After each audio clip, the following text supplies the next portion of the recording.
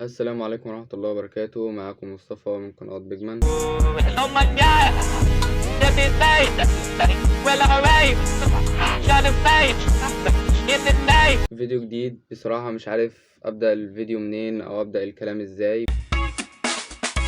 بنقابل في حياتنا مشاكل كتير جدا، وأغلب المشاكل اللي بتواجه المجتمع حاليا بالذات مجتمع مصر، يعني إن إحنا بقينا اللهم صل على النبي 100 حاجة و20 مليون. يعني مشاكل زي الطلاق، زي نفقة، زي مشاكل الخلفة. بس لو ركزنا الحاجات دي بتبدأ منين، هنلاقي الموضوع ليه بداية كده، اللي هي فترة المراهقة، اللي هي أنا بحب أسميها فترة الشباب بصراحة، عشان المراهقة دي بحسها عبيطة فشخ يعني.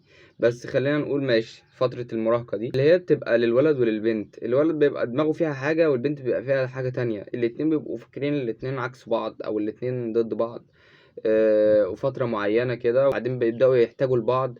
فده يبدأ يعمل حاجات عشان يجذب الطرف التاني، ودي تعمل حاجات عشان تجذب الطرف ده.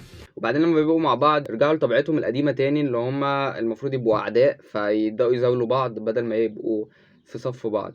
فده لو جينا نترجمه هنلاقي إن الراجل بيبقى عايز في المجمل، يعني عايز يفرض سيطرته بطريقة ما، أو يبقى ليه كيان بطريقة معينة. والست مش عايزة تبقى الشخص اللي دايما يوجه عليها الأوامر أو الحيطة اللي بتتسند عليها، لا، هي عايزة يبقى ليها برضو كيان، أو ليها حاجة لوحدها، على الأقل ما يكونش حد بيصب عليها أوامر. فلو جينا نكلم طرف من الطرفين دول ونجينا نفهمه، أنا هبدأ بالليديز.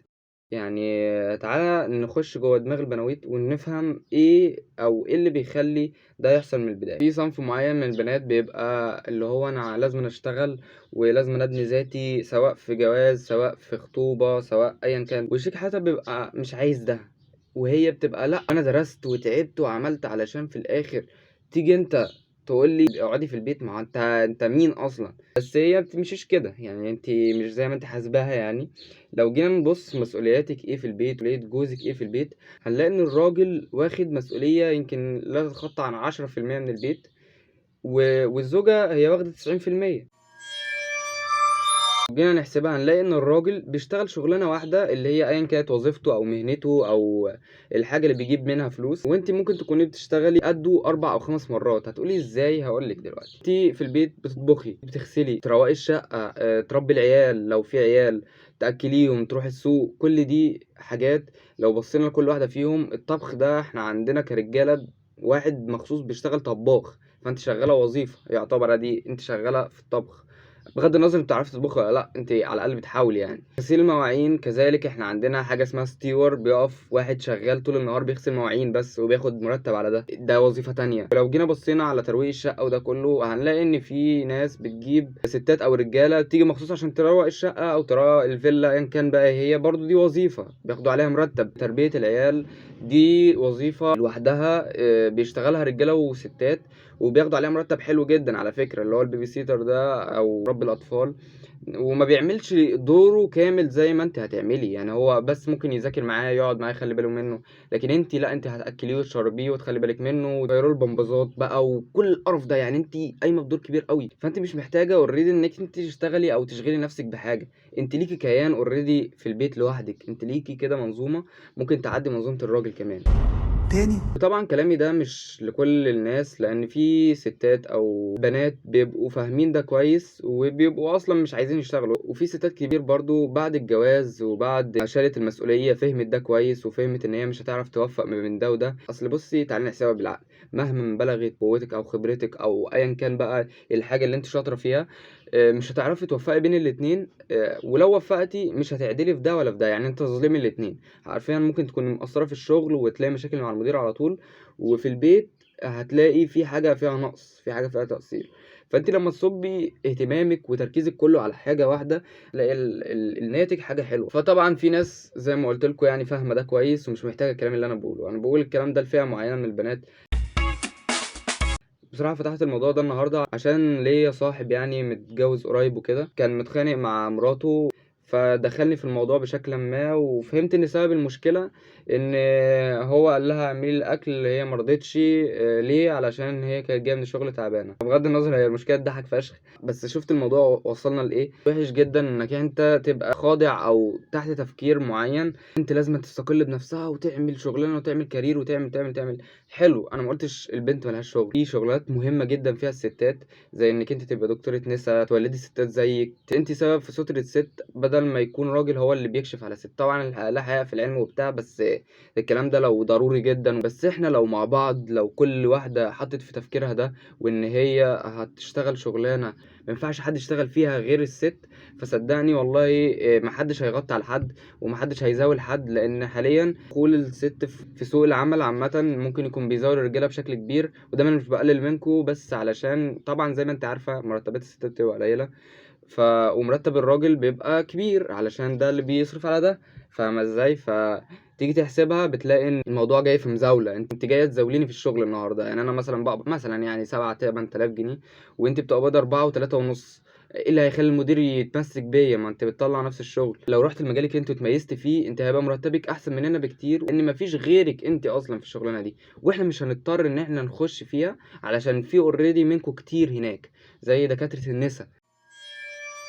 يعني متهيألي لو دكاترة النسا كتروا مش هيبقى فيه ولا دكتور نسا يعني في المجال. أنا بضرب مثال دكتورة النسا، لكن في وظائف كتير ما تنفعش فيها غير ستات. أنا معرفهاش كلها بصراحة، بس بقابلها في حياتي. يعني أنا لما باجي ببص كده، لا هو المفروض الست متقفش في السوبر ماركت. يعني ما ينفعش أنا أقابل ست في سوبر ماركت وأقعد أتكلم معاها وعايز دي وفين دي وبتاع. وغير كده أنت هتبص لها 100%، هتبص لها هتقول لي انت ما عادي مع الرسول صلى الله عليه وسلم قال حلل كشف الوجه والكفين. بس ماشي، انا ما قلتش حاجه، بس ما حللش ان احنا نبص لهم اصلا. اغلبيه اللي هيجيلك في السوبر ماركت او في الصيدليه او ايا كان المجال اللي هتبقى فيه هيكون مش كله حلو. يعني هتلاقي فيه نسبة كبيرة جدا تفكيرها وحش ونظراتها وحشة وحاجات دي كلها. فليه تدخلي نفسك في القصة دي كلها؟ انت لو بنت لسه بتدرسي او عندك حلم معين، حاولي تفكري في حاجة تفيد الجنس بتاعكم انتوا تخشوا فيها، او تفيدنا احنا بشكل ما بس بعيد عننا. يعني فاهمة ازاي؟ مش باحاول إن أنا أضُر حد أو إن أنا أقول ابعدوا عننا أو حاجة، بس حرفيًا علشان تكسبوا وإحنا نكسب لازمًا نبعد عن بعض طالما مش في الحلال. تمام، هنقرّب مع بعض يبقى في الحلال. فاهمة إزاي؟ الموضوع بسيط فشخ، مش محتاج إن إحنا نعقّده في دماغنا. أنا عارف إن في feminist كتير ونسويات مش هيعجبهم الكلام ده، أو ممكن يكون الكلام ده منافي لتفكيرهم أو تربية معيّنة هم خضعوا ليها. لو جينا نحسبها بالورقة والقلم هنلاقي إن أنتم مظلومين في السوق عشان المرتبات قليلة، واحنا بنتظلم على ظلمكم ده علشان المرتبات ما بتعلاش. طب وفيها ايه لو كل واحد راح لمجاله؟ وهيبقى تأدي فيه احسن بكتير، لان انت صلب الموضوع ده. فاهمه ازاي؟ زي ما ضربت لكم مثال كده بدكتورة النساء.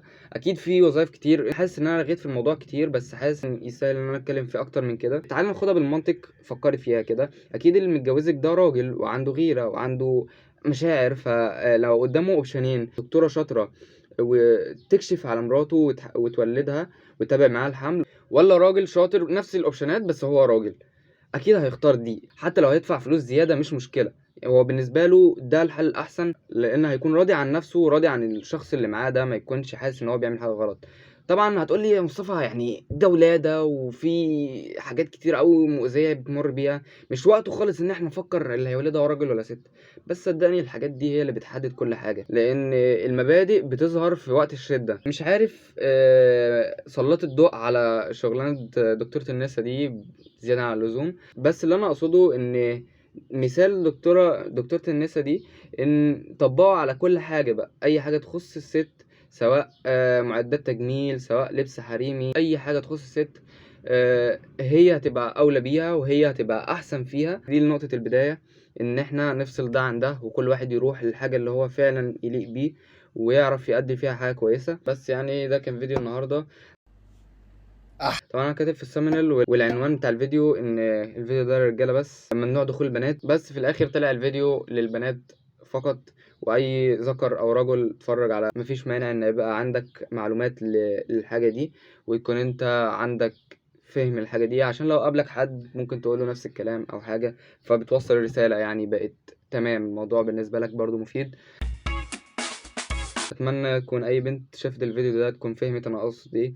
ما الموضوع مش ذكوري بحت زي ما في دماغكم، الموضوع كله ان احنا بنكمل بعض. انت تمام في الجانب بتاعك وانا في الجانب بتاعي. انت ممكن تكوني بتعملي حاجات انا ما بعرفش اعملها، وانا بعمل حاجات انت ما بتعرفيش تعمليها، وهكذا. الموضوع مش منافسه خالص، الموضوع ان احنا بنكمل بعض. تمام، انت بتعرف تعمل حاجه اعملها، وانا بعرف اعمل حاجه هعملها، وخلاص. اتمنى ما كنتش طولت عليكم، تكون رسالتي وصلت. متنسوش تعملوا شير ولايك وسبسكرايب، وطبعا زي ما احنا متعودين ما تعملوش اول واحده، واعملوا لي فولو على انستجرام. في الفيديو اللي فات حطيت لكم الصوره بتاعت انستجرام بس ما عرفتش احط اللينك. بس يعني خش جوه هتلاقي عدد قليل جدا، لان انا ما بعملش فولو لحد زي ما انتم عارفين يعني، وغالبا اللي بعملهم فولو ناس مشهوره. ان شاء الله بعدين جاستن بيبر هيرد لي الفولو. I'm the one that introduced you to the you right now.